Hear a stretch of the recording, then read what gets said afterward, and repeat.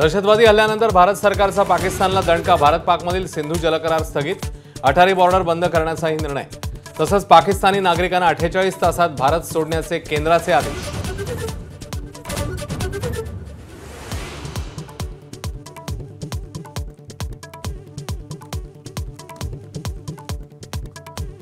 केंद्र सरकारने उद्या बोलावली सर्वपक्षीय बैठक। पहलगाम दहशतवादी हल्ल्याच्या पार्श्वभूमीवर पार पडलेल्या कॅबिनेट सुरक्षा समितीच्या बैठकीतल्या निर्णयांची देणार माहिती।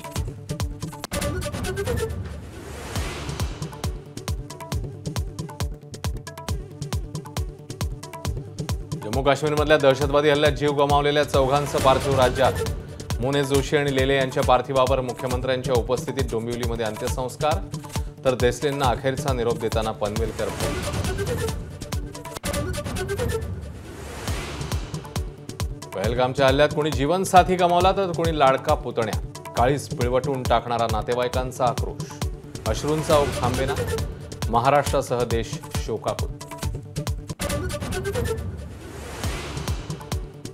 हल्ल्यानंतर काश्मीरमध्ये अडकलेल्या महाराष्ट्रातल्या पर्यटकांसाठी राज्य सरकारकडून विशेष विमानाची व्यवस्था।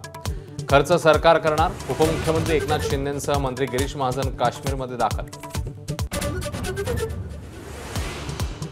पहलगाममधील हल्ल्याच्या निषेधार्थ डोंबिवली, परभणी आणि मालेगावात बंदची हाक। बंदमध्ये सहभागी होण्याचं स्थानिकांना आवाहन।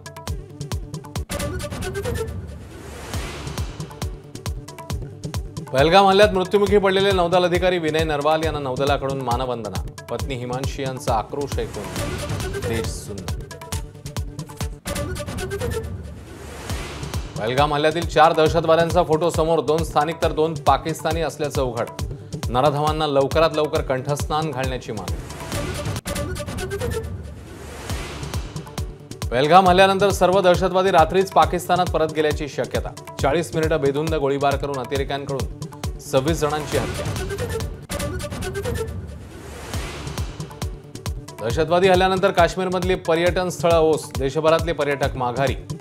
केवळ पर्यटकांवरच नव्हे तर काश्मीरमधल्या पर्यटनावर गोळीबार, स्थानिक व्यावसायिकांची भावना। लष्कर-ए-तैयबाचा कमांडर सैफुल्ला कसुरी हा खालील हल्ल्याचा मास्टरमाइंड असल्याची माहिती। पाकव्याप्त रावळकोटमध्ये हल्ल्याचा कट रचला गेल्याची ही शक्यता। एबीपी माझा, उघडा डोळे बघा नीट।